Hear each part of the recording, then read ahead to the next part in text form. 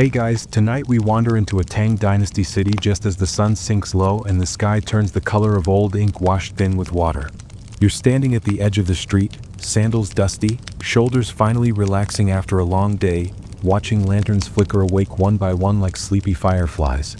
The tiled roofs around you still hold the day's warmth, and when a breeze slides through the avenue it carries the faint smell of tea leaves and cooked grain.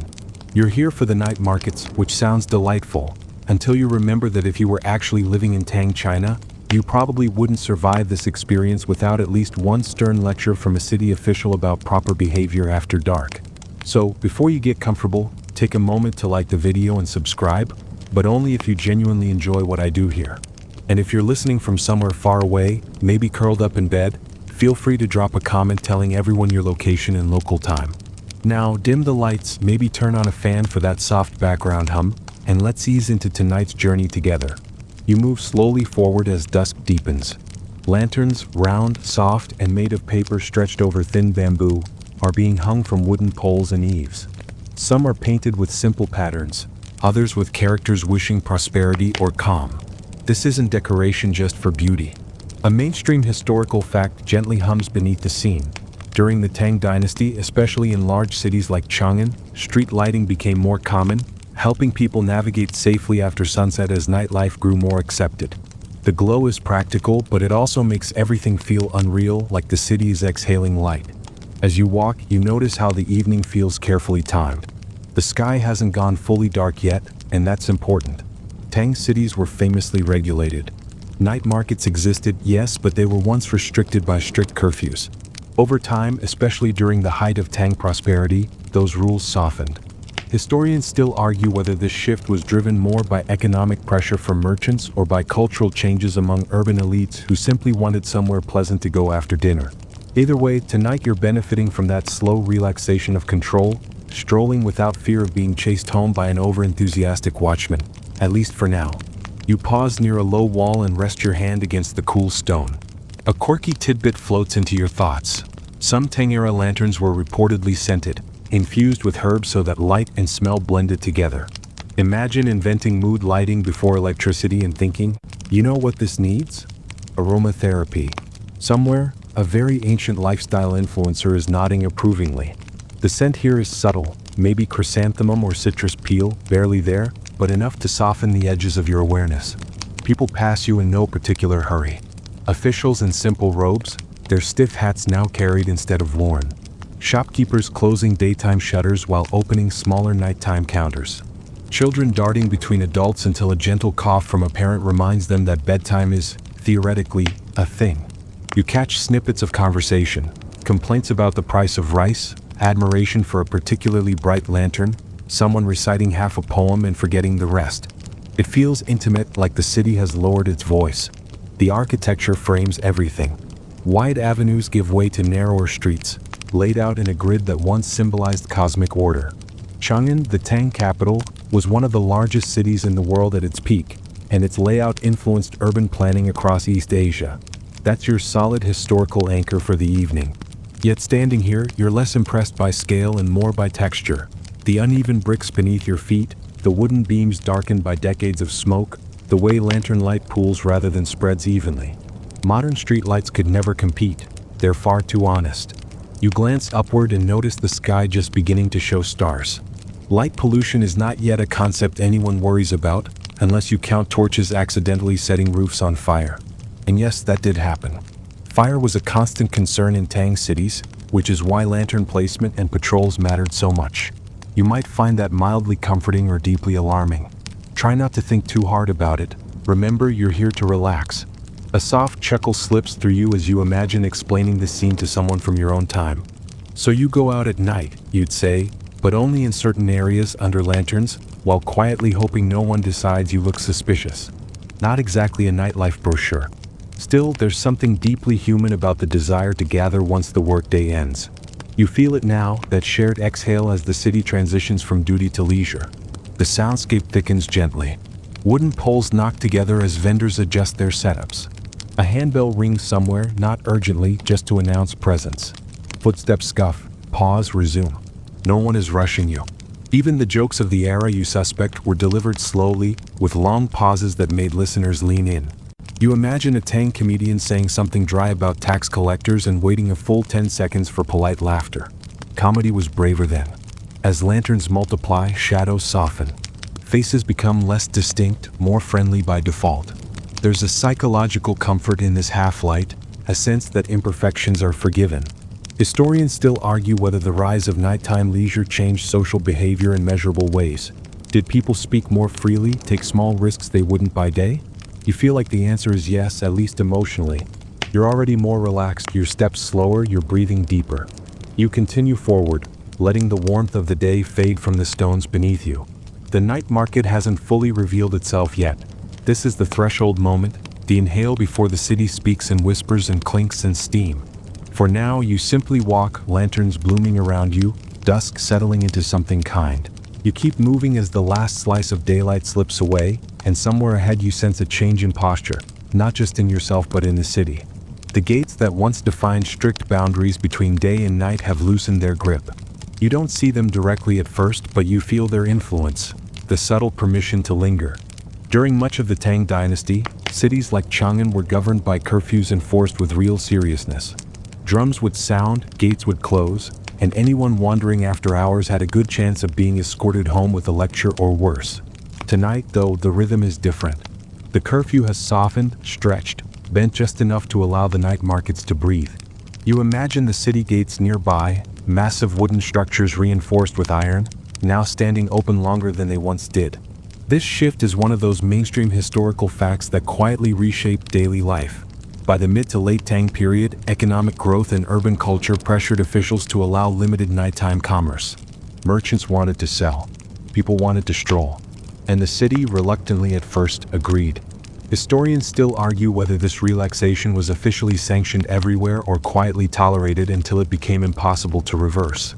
Either way, you're enjoying the outcome, one slow step at a time.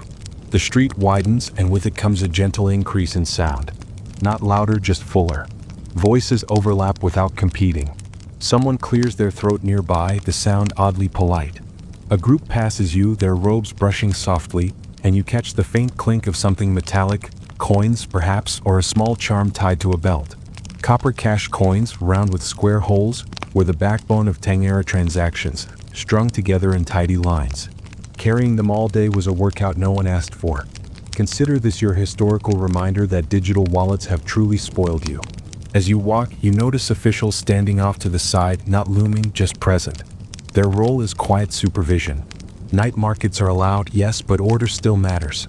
There are rules about where stalls can stand, how far into the street they may extend, and how long they can remain open. A quirky tidbit drifts in. Some records suggest that vendors who overstayed their permitted hours could be fined in cloth rather than money. Imagine being told, "That'll be 3 feet of fabric, please, and think about what you've done." Bureaucracy has always had a creative streak. You pass under an archway that marks a boundary between districts. By day, this would feel administrative. By night, it feels ceremonial, like crossing into a shared agreement to behave just a little more loosely. The lanterns here are closer together, creating overlapping halos of light. Shadows barely exist, and when they do, they're soft around the edges. The city feels less like a grid and more like a flowing thing. Somewhere, a low drum sounds once, not a warning, just a signal. In earlier centuries, that sound would have meant it was time to go home. Tonight, it simply marks the hour. You imagine people glancing up, mentally noting the time, then returning to their conversations. The city has learned to negotiate with itself. You pause near a notice board posted with official announcements. Even at night, governance doesn't sleep entirely. The brushstrokes are bold and practiced, characters announcing regulations, tax reminders, perhaps a new decree from the court.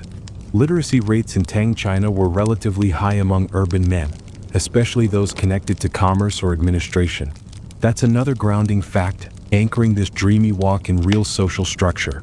Still, you suspect many people glance at these notices the same way modern folks scroll past terms and conditions, politely ignoring most of it. A gentle smile crosses your face as you imagine someone pretending to read, nodding thoughtfully, while actually wondering where to find the best noodles. Human priorities are remarkably stable across centuries. The crowd thickens slightly, but there's no sense of pressure. People know where they're going, or at least they're comfortable not knowing. Children are fewer now, ushered home or asleep, which lends the street a calmer tone. Adults speak more softly. Laughter exists, but it's restrained, like everyone has agreed not to wake the neighbors or the ancestors. Historians still argue whether the growth of night markets represented a decline in moral discipline or simply a more flexible understanding of urban life. Standing here, you're inclined toward the latter. The mood is not reckless. It's measured, almost meditative. People aren't here to escape responsibility. They're here to extend the day gently, like turning a page slowly instead of slamming the book shut. A watchman passes by, lantern in hand, expression neutral. His presence is reassuring rather than threatening. You nod slightly out of instinct, and he acknowledges you with the smallest tilt of the head. This is the balance the Tang city strives for. Freedom within structure, warmth within order. You realize how rare that balance is, historically speaking. As you continue, the sounds ahead change again. You hear water being poured, the hiss of heat meeting liquid, and faint murmurs of anticipation. The gates may have opened the night, but what lies beyond them, the real heart of the evening, is just beginning to reveal itself. You follow the sound of water and heat, and soon the air around you grows warmer, softer, heavy with a scent that instantly slows your thoughts. Tea steam drifts through the street in pale, curling ribbons, rising from kettles balanced over charcoal braziers. The glow beneath them is low and steady, never flaring, as if even the fire understands it's nighttime now and should behave accordingly. You step closer to a tea house, its open front framed by wooden pillars worn smooth by countless hands. Tea is everywhere in Tang China, and this is one of those mainstream historical facts that quietly explains so much. The Tang dynasty is when tea culture truly spread across social classes, helped by texts like Lu Yu's classic of tea, which turned preparation into something approaching philosophy. You don't need to know the details to feel the effect. Just standing here, breathing in steam scented with crushed leaves, you sense why tea became more than a drink. It's a pause you can hold in your hands. Inside the tea house, people sit on low stools around simple wooden tables. No one rushes. Cups are small, meant to be refilled often, encouraging conversation that unfolds slowly. You imagine the sound of porcelain touching wood, soft, deliberate. The steam drifts out into the street, blurring the line between inside and outside. You're not sure whether you're a customer yet or just a passing thought, and that uncertainty feels pleasant. A quirky tidbit floats into your awareness. Some Tang-era tea was compressed into cakes and sometimes flavored with ingredients that might surprise you, like ginger, salt, or even onion. It's less delicate afternoon blend and more savory energy disc. Somewhere in the back of your mind, a modern tea purist is deeply unsettled. You, on the other hand, are content to let the idea sit there without judgment. After all, this is about warmth, not branding. You linger near the threshold, listening. Conversations drift in and out of focus. A merchant complains gently about the weight of copper coins. A scholar recites a line of poetry, then stops, dissatisfied, and sips tea instead. Historians still argue whether tea houses function primarily as social hubs, intellectual spaces, or simply places to rest tired legs. Standing here, you suspect the answer is all of the above, depending on who's holding the cup. The kettle hisses softly as someone lifts the lid to check the water. Steam rolls upward, briefly obscuring faces, turning everyone into silhouettes. The effect is hypnotic. You feel your shoulders drop another fraction. If someone told you this was an early form of public meditation, you'd believe them. You notice the tea house keeper moving with unhurried efficiency. Every motion is economical, learned through repetition. There's a calm pride in the way he pours, the way he sets cups down with just enough space between them. This is craft, not performance. Tea here is not about impressing anyone. It's about keeping the night gentle. Outside, the street continues to flow around the tea house. People pause, inhale, then move on, carrying that warmth with them. You do the same, stepping back into the lantern light. The steam thins as you walk, but the scent lingers, clinging lightly to your robe. You imagine it staying with you all night, a quiet companion. As you pass another stall, you notice bundles of dried leaves hanging from a beam, labeled with brush strokes you only half recognize. Regional variations, perhaps, brought in along the same trade routes that carried silk and spices. Tea traveled far during the Tang dynasty, both as a commodity and as a cultural practice. That spread is well documented, yet historians still argue how quickly it replaced other beverages like fermented grain drinks in everyday life. Tonight, at least, tea seems to have won. You smile faintly at the thought that centuries later, people would still be debating water temperature and steeping time. Some arguments are eternal. The warmth from the kettles fades as you move farther down the street, but the calm remains. Your pace slows without conscious effort. The night market is no longer something you're approaching. You're inside it now, carried along by steam, light, and the unspoken agreement that nothing urgent needs to happen. Somewhere behind you, a kettle lid settles back into place with a soft metallic click. Ahead, the sounds of the market deepen, layered and patient. You take one last breath of tea-scented air and continue on, feeling steady, unhurried, and pleasantly awake in the most sleep-inducing way possible. You move farther along, and the night market begins to speak in a fuller voice, not loud, not demanding, just present. The sounds awaken gently, layering themselves around you until you're wrapped in a soft, urban rhythm. Footsteps scuff against packed earth and stone. Wooden stalls creak as vendors lean their weight just so. Somewhere, a set of bamboo wind chimes taps together, not stirred by wind but by a passerby brushing too close. It's the kind of accidental music no one claims credit for. This soundscape is one of the most underestimated parts of historical cities. A mainstream historical fact hums beneath your awareness. Tang Dynasty Chang'an was meticulously planned, but it was also densely populated, and sound traveled easily through its streets and courtyards. Without engines or amplified noise, evenings were filled with human-made sounds, voices, tools, laughter, that blended rather than competed. You realize how rare true quiet has always been, and how different it feels from modern noise. You slow your pace further, letting each sound reach you fully before drifting away. A vendor clears his throat in a practiced way, not to demand attention but to announce presence. Another gently taps a wooden clapper, a slow, even beat meant to guide wandering customers rather than hurry them. The rhythm feels intentional, almost soothing, like a heartbeat you can lean into. A quirky tidbit drifts in. Some street vendors developed signature sounds, distinct coughs, hums, or tapping patterns, so regular customers could recognize them even in the dark. It's branding, but extremely low effort and deeply charming. You imagine someone thinking, "Ah yes, that's the chestnut seller with the slightly off-key whistle," and feeling oddly comforted by the familiarity. Voices ebb and flow around you. Conversations overlap without clashing, each contained in its own little bubble of lantern light. You hear a quiet disagreement about poetry meter, resolved not with argument but with laughter. Someone else recounts a minor inconvenience involving a stubborn donkey, and the listeners nod sympathetically, as if this is the most relatable problem in the world. The tone stays mild, almost drowsy. No one raises their voice unless it's to be heard over a kettle, and even then, it's polite. Historians still argue whether night markets encourage broader social mixing or simply mirrored daytime hierarchies under softer lighting. As you stand here, it feels like at least some boundaries have thinned. Robes of different quality pass side by side. Accents mingle. Status exists, but it's muted like everything else at this hour. You notice how your own footsteps sound, quieter now that you're paying attention. Each step lands, lifts, and fades. There's something grounding about it, a reminder that you're physically here, moving through a real place even if your mind is beginning to drift. You adjust your breathing without thinking, syncing it loosely with the rhythm of the street.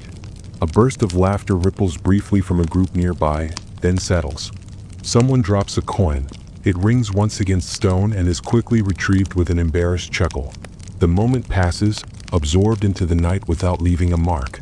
This is not a city that holds on to small disruptions. Lanterns sway slightly as people pass beneath them, casting slow-moving shadows that stretch and shrink across the ground.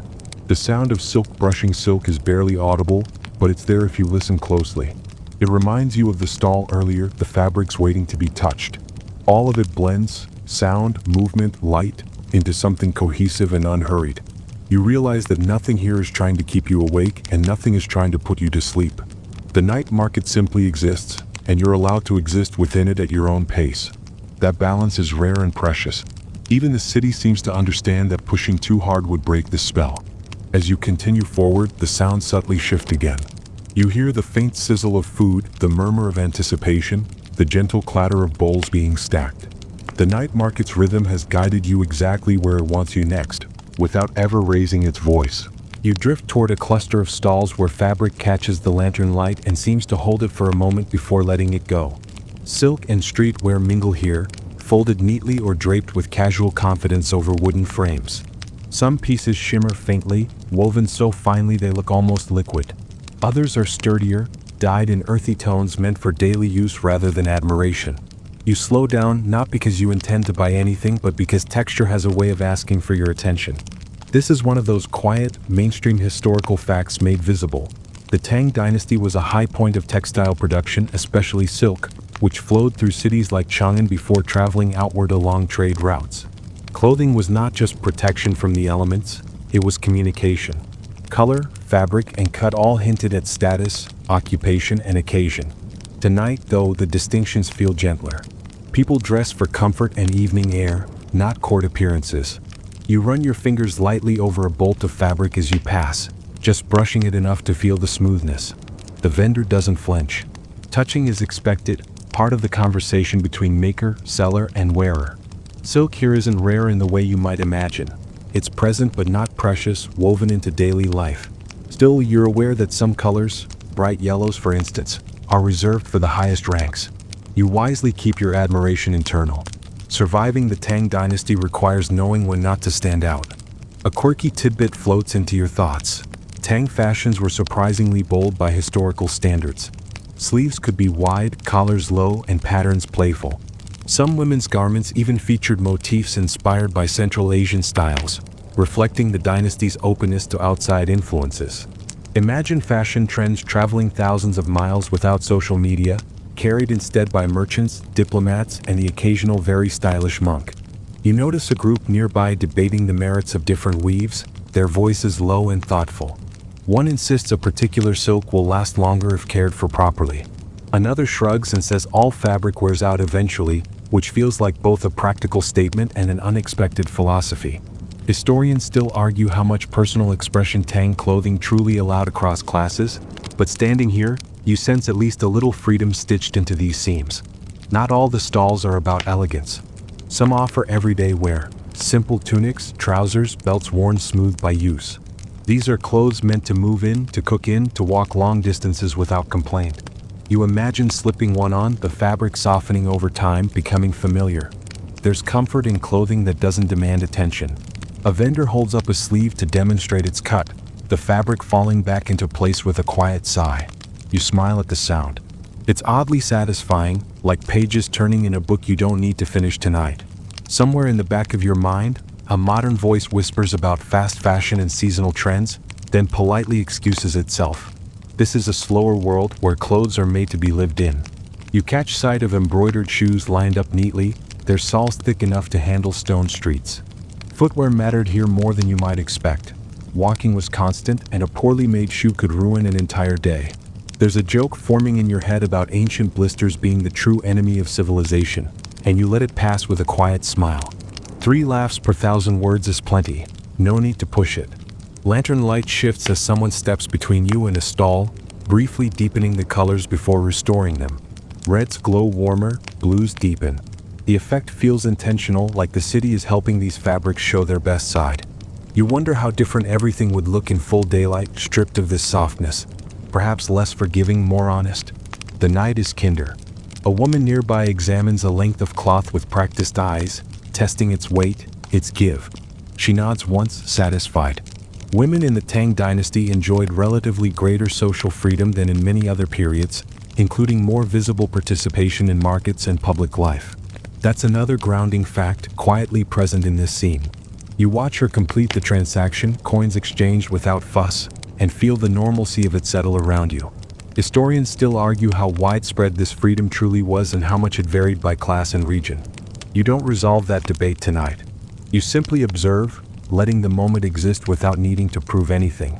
The market accommodates that approach easily. As you move on, the fabrics recede behind you, their colors lingering in your mind like afterimages.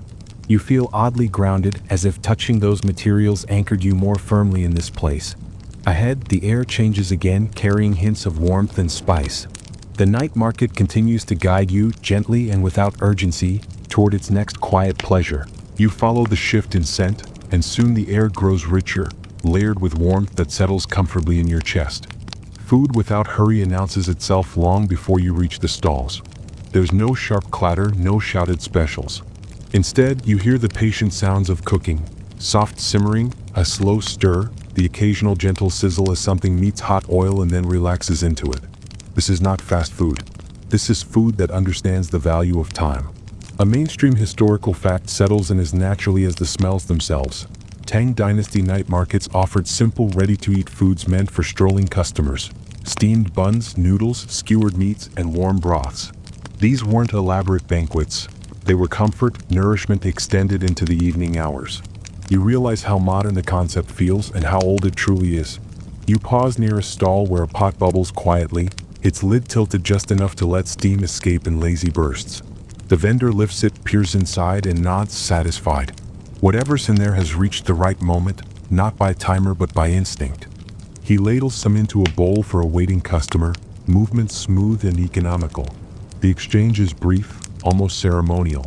A quirky tidbit drifts through your mind.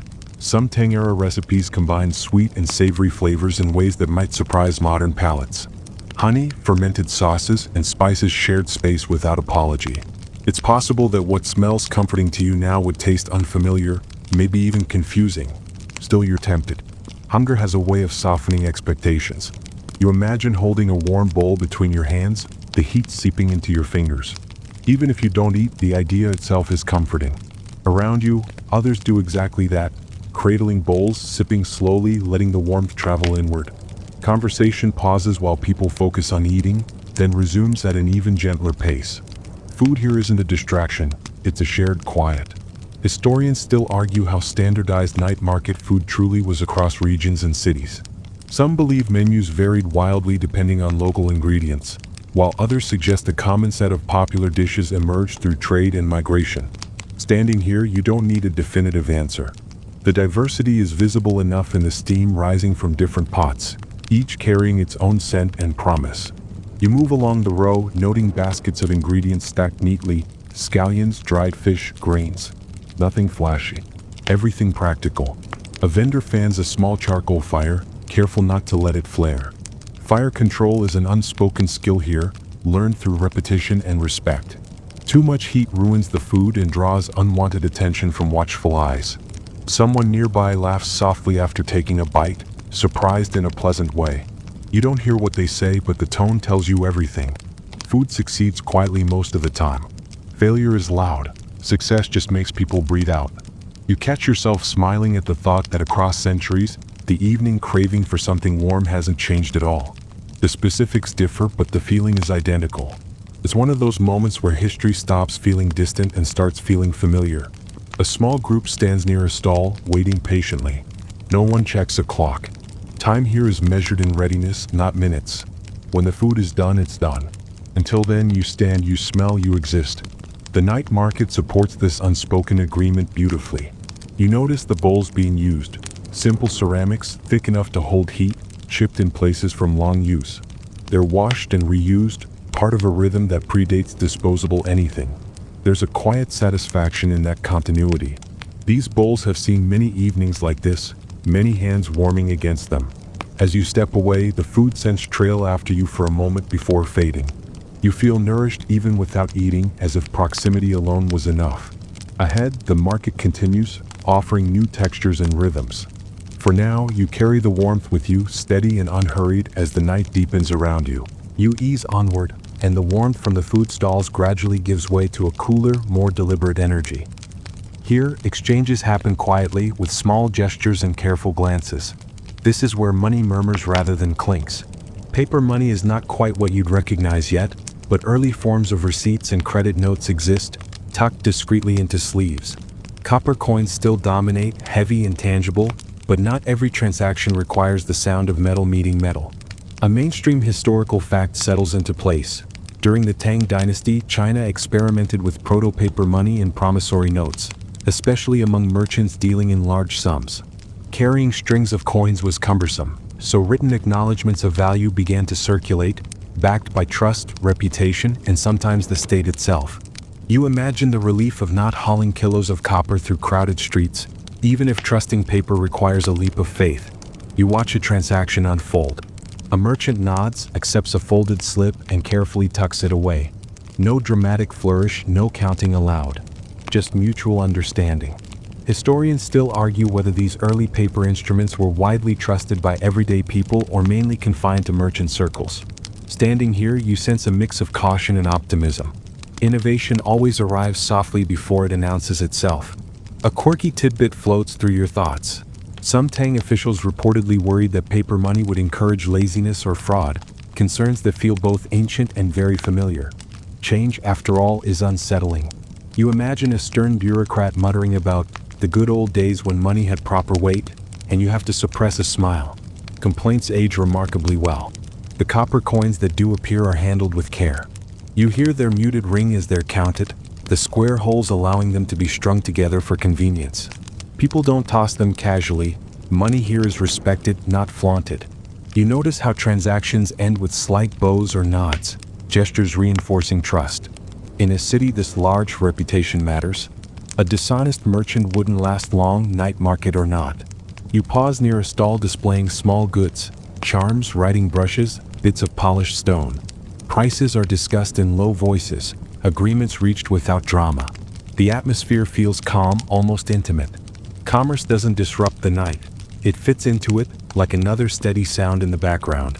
Historians still argue whether the growth of monetized urban life weakened traditional social bonds or simply transformed them. Watching these exchanges, you feel the latter is closer to the truth. Trust hasn't vanished. It's just expressed differently through paper, coin, and quiet nods under lantern light. A brief moment of humor slips in as you imagine explaining compound interest to someone here. The conversation would end quickly, possibly with tea offered in consolation. You let the thought drift away, content to stay grounded in this simpler rhythm. As you move on, the murmurs of money fade, replaced by softer voices and laughter ahead. The market shifts again, guiding you without effort. You carry with you the sense that even in this ancient city, people were already inventing ways to make life a little easier, a little lighter to carry, both literally and figuratively. You drift toward a looser cluster of people gathered not around goods, but around words. The air here smells faintly of wine and ink, a pairing that feels both accidental and inevitable. Poets after sunset are easy to spot, not because they announce themselves, but because they linger longer than necessary, cups in hand, eyes slightly unfocused as if they're listening to something just beyond the street. You slow down instinctively. This is a place where time stretches. A mainstream historical fact settles in gently. The Tang dynasty is often considered the golden age of Chinese poetry. Figures like Li Bai and Du Fu became cultural touchstones, and poetry wasn't confined to private study. It spilled into social life, tea houses, and evenings like this. Even those who weren't famous participated, trading lines the way others traded gossip. Poetry was a shared language, not a pedestal. You stand near the edge of a small group. Someone recites a couplet, voice low and steady, then pauses. Another responds with a variation, not correcting, just offering. There's no applause, only nods. Wine cups are lifted, set down. The rhythm feels almost sleepy, as if the words themselves are stretching and yawning before settling into place. A quirky tidbit floats into your awareness. Some Tang poets were known for composing while drunk, believing that loosened restraint allowed truer expression. Li Bai, in particular, was famously associated with wine and spontaneity. You imagine him here, lantern light catching the rim of his cup, confidently slurring something brilliant or possibly nonsense. The line between genius and rambling is thin, especially after the second cup. Historians still argue how accessible poetry truly was to the broader population. Literacy rates varied, and while urban centers like Chang'an had many educated residents, not everyone could read or write fluently. Yet listening requires no brush, only patience. You watch a laborer stand nearby, listening quietly, absorbing the cadence even if the characters themselves remain abstract. Poetry travels well by ear. You notice how the words blend with the night sounds rather than rising above them. The poets don't compete with the market, they coexist. A line about moonlight drifts out just as a lantern sways, and for a moment the timing feels intentional, as if the city itself is participating in the verse. Someone laughs softly at a clever turn of phrase. Another shakes their head, amused, and takes a sip.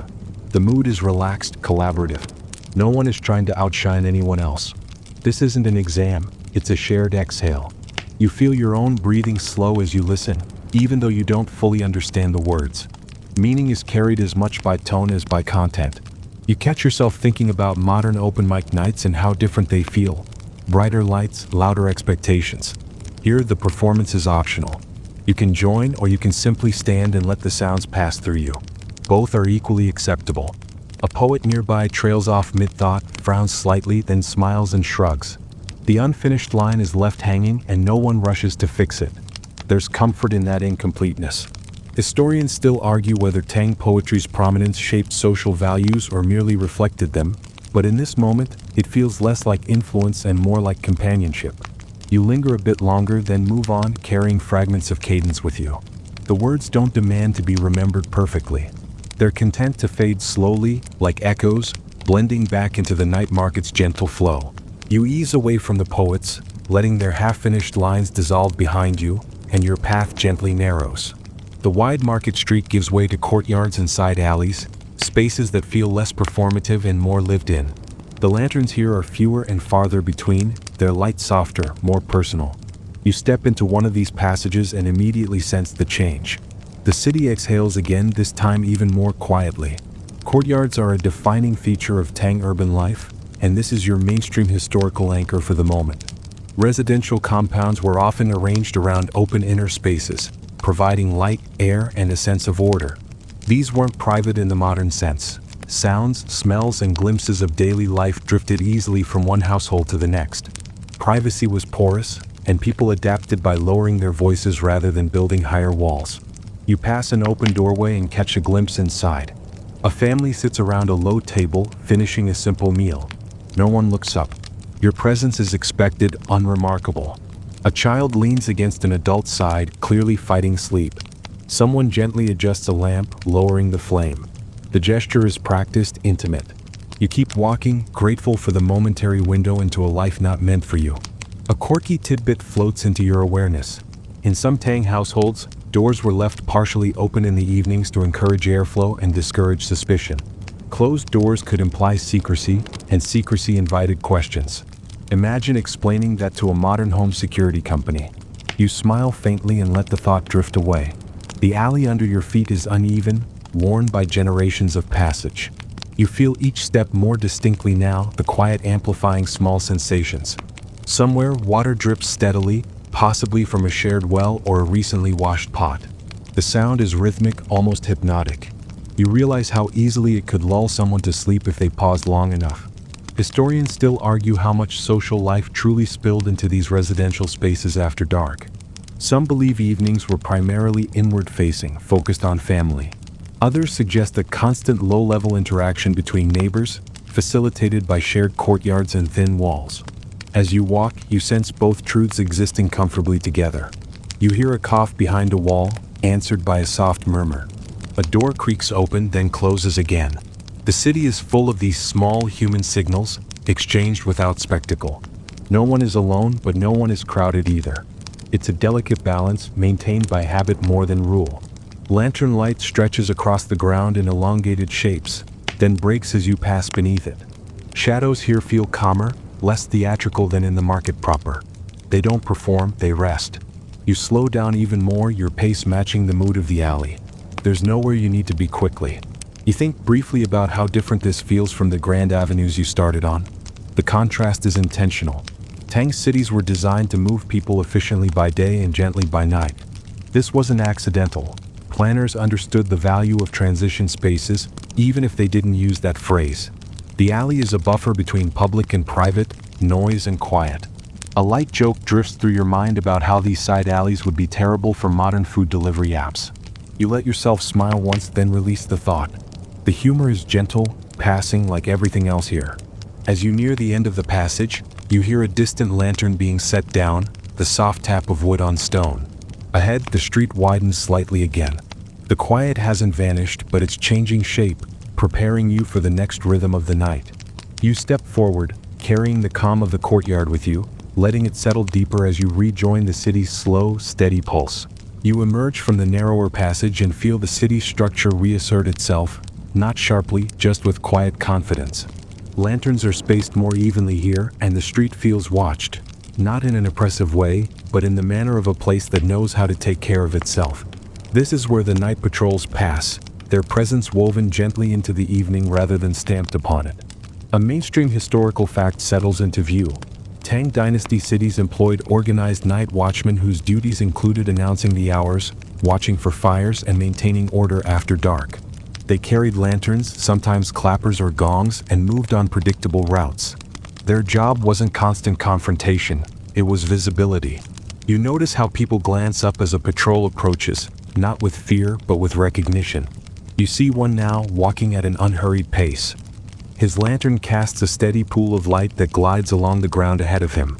He doesn't scan faces aggressively. He doesn't bark commands. He simply exists as a reminder that the night, while relaxed, is still shared. You instinctively straighten your posture a fraction, the way people do even now when a uniform passes by. Some habits are timeless. A quirky tidbit surfaces. Night watchmen were sometimes expected to call out the time in verse or set phrases, turning timekeeping into a kind of low-performance art. Imagine setting your alarm clock to poetic announcement shouted into the street. You smile quietly and let the image drift away. The watchman pauses near a cluster of stalls, exchanges a few words with a vendor, then continues on. The interaction is brief and friendly. Order here is conversational, not confrontational. Historians still argue whether the effectiveness of Tang night patrols lay more in their authority or in their familiarity with the neighborhoods they served. Watching this exchange, you suspect familiarity did most of the work. You walk behind the patrol for a short distance, matching their pace. The rhythm is calming. Step, step, lantern sway, step. The light moves gently, never flashing, never startling. Fire safety is always in the background of their awareness. Wooden buildings and open flames make vigilance essential. Yet even this responsibility is carried lightly tonight. You notice how people subtly adjust their behavior as the patrol passes. Voices lower slightly. Movements become a touch more deliberate. Not out of fear, but out of respect for shared space. The night market doesn't stop. It simply softens at the edges. This flexibility is what keeps the evening intact. A brief modern aside floats through your mind about how exhausting it must have been to walk these routes every night, rain or shine. No ergonomic footwear, no podcast. Just lantern light and the sound of your own steps. You feel a moment of sympathy, then let it dissolve. Tonight, at least, the patrol's presence feels like a steady hand on the city's shoulder. As the watchman turns down another street, the light pulls away, and the area relaxes again. The market resumes its previous volume, which was never loud to begin with. You continue forward, feeling oddly reassured. Someone is minding the edges of this world, allowing you to drift safely within it. The lanterns ahead glow warmly, inviting you onward. The night is still young, but it has settled into itself. You follow the gentle curve of the street, carrying with you the calm certainty that this evening knows how to take care of its own.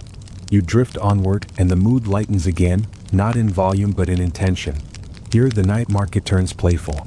Games, charms, and curios cluster together in small pockets of lantern light, each offering a gentle diversion that asks very little of you. No one is urging you to stop.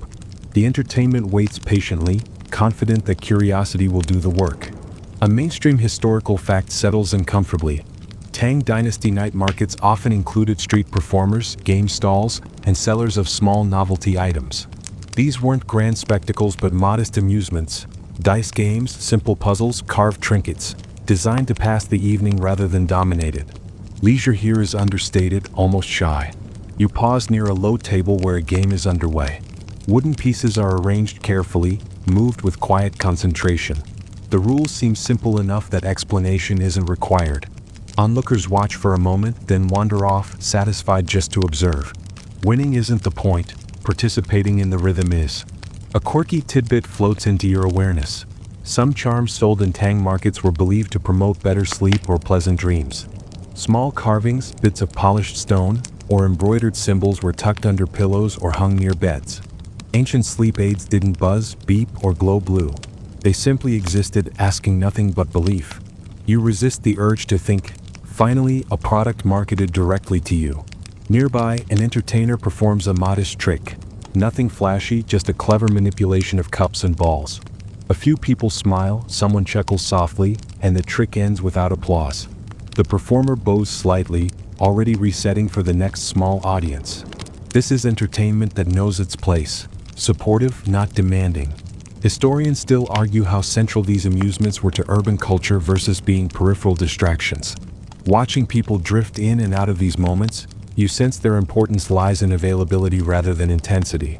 The option to pause, to smile, to be lightly engaged, that's the real offering. You move to a stall displaying curios, carved animals, tiny mirrors, combs, beads. Each item fits easily in the hand. Nothing here is meant to overwhelm or impress. These are objects chosen for personal reasons. Gifts, keepsakes, quiet reminders of an evening well spent. You imagine selecting one without overthinking it, letting intuition decide. A child stands nearby, tugging gently at an adult's sleeve, pointing at a spinning top. The adult nods, negotiates briefly, and hands over a few coins. The top spins on the ground, wobbling, then settling into a steady rhythm. The child watches transfixed. The moment stretches, then fades naturally when the top falls. No disappointment, just acceptance. The night continues. You feel your own attention doing something similar, spinning briefly on one detail, then another, never sticking too hard. It's a pleasant mental state, one that modern life rarely encourages. Here, distraction is gentle, almost respectful. A soft joke passes through your mind about how these games would be terrible for competitive personalities. No leaderboards, no prizes worth bragging about. Just participation. You smile once and let it go. As you step away, the charms and games recede into the background, their quiet amusement lingering like an afterthought. The night market doesn't insist you remember everything. It's content knowing you were here, even briefly, even half dreaming before moving on.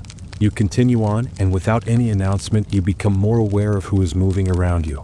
Women in the crowd navigate the night market with an ease that feels both ordinary and quietly remarkable. They stroll in pairs or small groups, sometimes alone, sometimes with children in tow. Their presence doesn't draw attention because it doesn't need to. It belongs here. A mainstream historical fact settles gently into place.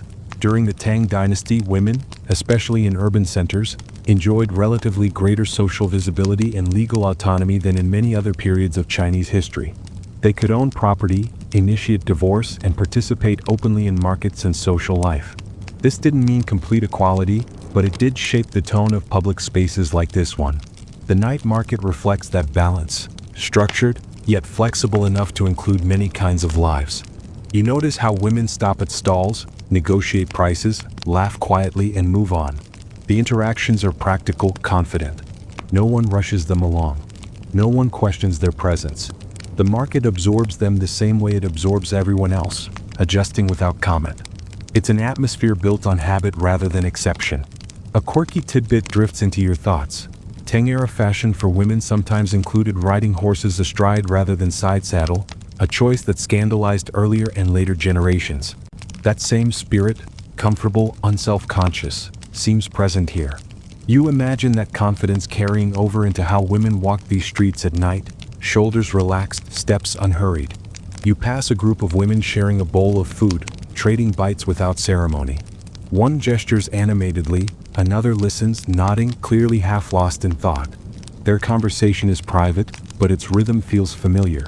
It reminds you that social life doesn't need permission to exist. It simply finds space where it can. Historians still argue how representative this freedom was across regions and social classes.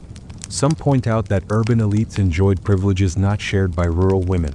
Others suggest the Tang legal framework created opportunities that rippled outward more than records can show. Walking here, you don't resolve that debate. You observe what's in front of you, letting the scene speak for itself. A woman passes you carrying a small lantern of her own, its light warmer and more personal than the street lamps. It casts a brief glow across her face as she walks, then fades behind you. The image lingers. Personal lanterns like these offered both practicality and a sense of agency, light carried rather than borrowed. You think briefly about how nighttime spaces can feel exclusionary in many eras, and how intentional design and social norms shape who feels welcome. The Tang night market seems to have solved this not through declarations, but through repetition. People came, people stayed, and eventually it became normal.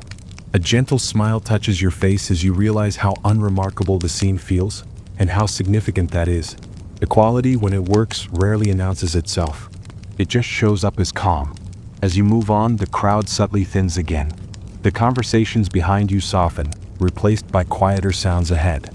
The night is beginning to lean toward rest, and you follow that inclination without resistance, letting the market guide you one last time before it starts to close its eyes. You wander onward and notice the texture of the crowd shifting again, accents and clothing subtly changing as if the city has turned a page. Here, the night market feels wider than its streets suggest. Foreigners and faiths move through the lantern light, not as spectacles but as threads woven naturally into the evening. You hear unfamiliar cadences in speech, catch scents that hint at distant places, and realize how far this city's influence stretches. A mainstream historical fact settles comfortably into your awareness. The Tang dynasty was famously cosmopolitan. Chang'an in particular hosted traders, diplomats, and monks from Central Asia, Persia, India, and beyond. The silk routes didn't just move goods. They carried people, ideas, and beliefs, all of which found space in markets like this one. You feel that openness here, not loud or proud, just practiced. You pass a small group gathered around a stall selling spiced goods you don't immediately recognize. The vendor speaks with a soft accent, his Tang Chinese shaped by another language beneath it. No one seems bothered. Business proceeds as usual. Coins change hands. A nod is exchanged. The transaction is complete, and the night continues without commentary. A quirky tidbit drifts into your mind. Records from the Tang period mention foreign communities maintaining their own places of worship, Zoroastrian, Nestorian Christian, Buddhist, within the capital. Imagine walking a few streets over from this market and encountering prayers entirely different from your own, yet accepted as part of the city's rhythm. It's diversity without banners, coexistence without slogans.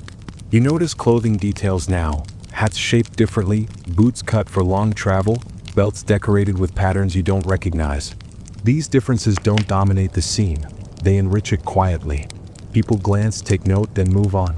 Curiosity doesn't turn into scrutiny. Historians still argue how harmonious this multicultural environment truly was. Some point to periods of tension and regulation, especially later in the dynasty. Others emphasize long stretches of peaceful interaction driven by mutual economic benefit. Standing here, you sense that tonight belongs to the latter interpretation. At least for this evening, the market is content to let everyone exist side by side. You overhear a fragment of conversation about a long journey, deserts crossed, mountains passed. The speaker's voice is calm, almost detached, as if recounting something already settled into memory. You imagine the road stretching behind them, lantern-lit nights replaced by stars and silence. The thought makes this market feel even more precious, a place of rest at the end of many paths. A soft joke slips into your mind about how exhausting it must be to explain your homeland to every curious stranger. You suppress a smile, respecting the quiet tone of the scene. Tonight isn't for interrogation, it's for presence. As you continue, the scents blend, tea, spice, oil, dust, into something untraceable but comforting. This is what global exchange smells like when it's not rushed. No one is trying to prove anything. They're simply selling, buying, talking, listening. The lanterns ahead glow a little dimmer now, and the crowd thins further. The world has expanded, and now it gently contracts again, drawing inward. You carry with you the sense that this city, at its best, knew how to hold many stories at once without asking them to compete. You feel the evening begin to loosen its grip, not abruptly, but with the kind of patience it's shown all along. Last cups of tea appear in hands, lifted and lowered more slowly than before. Tea houses thin out as conversations soften and drift toward their natural endings. No one announces closing time. The night simply leans that way and people follow. A mainstream historical fact settles quietly into the moment. Tang-era night markets did not run indefinitely. Even in their most relaxed periods, there were understood limits, shaped by curfews, patrol schedules, and simple human fatigue. Tea houses especially acted as social clocks. When they emptied, the rest of the market soon followed. You watch that process unfold now, organic and unforced. Inside one tea house, a keeper wipes down a table with slow, deliberate strokes. The motion is almost meditative. A couple of patrons finish their cups in silence, not awkwardly, just comfortably. One stretches, another exhales. Chairs scrape softly as people stand, robes settling back into place. You catch the faint clink of porcelain being stacked, a sound that signals completion rather than interruption. A quirky tidbit drifts through your thoughts. Some Tang tea houses were known to dim their lanterns gradually near closing time rather than extinguish them all at once. The idea was to guide patrons toward rest without jarring them. You imagine this as an ancient version of a sleep timer, and the comparison feels appropriate. The light around you does seem softer now, less eager. You step aside as a small group passes, their conversation reduced to murmurs. Words trail off mid-sentence, picked up again a few steps later, then finally allowed to fade. Historians still argue whether evening socializing in Tang cities fostered stronger community bonds or simply offered temporary relief from structured daily life. Watching people part with gentle nods rather than long goodbyes, you sense it might be both. The street itself feels wider again as stalls close. Vendors pack away goods with practiced efficiency, folding cloth, covering baskets, banking embers. No one rushes. The night has given them enough and they're content to let it go. A few lanterns are lowered or turned slightly inward, their light now meant more for guidance than display. You realize your own pace has slowed almost to a drift. There's no pull toward the next attraction because there isn't one. The market has shown you what it wanted to show you, and now it's easing you toward quiet. You welcome the transition. The energy you've been carrying gently sets itself down. A light, final joke crosses your mind about how this is the opposite of modern last call, with no bells, no shouted reminders, just collective agreement. You smile once, then let the thought dissolve. Humor, like everything else tonight, doesn't overstay. As you walk, the sounds thin out.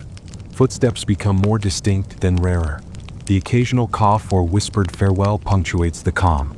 Lantern light pools rather than stretches, as if conserving itself. The city is preparing for rest, and you feel included in that preparation. Ahead, the street curves toward quieter quarters. Behind you, the market settles fully, its work done for the night. You continue forward, unhurried, carrying the softness of tea steam and lantern glow with you, letting it sink deeper as the world grows still. You walk on as the lanterns dim slowly, one by one, until the street is guided more by memory than light. The market is nearly gone now, not vanished but folded away, like fabric carefully stored until the next evening. What remains is warmth, lingering, quiet, uninsistent. The stones beneath your feet still hold the day's heat, releasing it gradually, as if they too understand that rushing would spoil everything. This closing rhythm reflects a mainstream historical fact. Tang cities did not snap from activity to silence. Nights tapered, lights reduced, patrol spaced out. The urban environment was designed to settle rather than shut down. You feel that intention now in the way the city holds you gently instead of pushing you onward. A watchman's lantern glows faintly in the distance, moving away rather than toward you. The sound of his steps fades, leaving only your own. You're aware of your breathing again, slow and even, naturally synchronized with the calm around you. There's nowhere left to explore tonight, and that realization brings relief rather than disappointment. A quirky tidbit drifts through your mind one last time. Some Tang poets believe the best verses arrive just before sleep, when the mind loosened its grip on logic. You imagine unfinished lines drifting through the city now, settling onto rooftops, into courtyards, into dreams. Historians still argue how much of Tang culture was shaped by this closeness between waking life and rest. Walking here, it feels inseparable. You pause briefly, letting the quiet settle fully. The lantern nearest you flickers once, then steadies as if acknowledging your presence before letting you go. You take a final look down the street, not to remember details but to accept the feeling as a whole. Now the pacing softens further. Your steps slow until they almost disappear. The city recedes into a comfortable blur, edges smoothing, sounds thinning into gentle background hush. The warmth of tea, the glow of silk, the murmur of voices, all of it blends into something wordless and safe. You don't need to hold on to the images.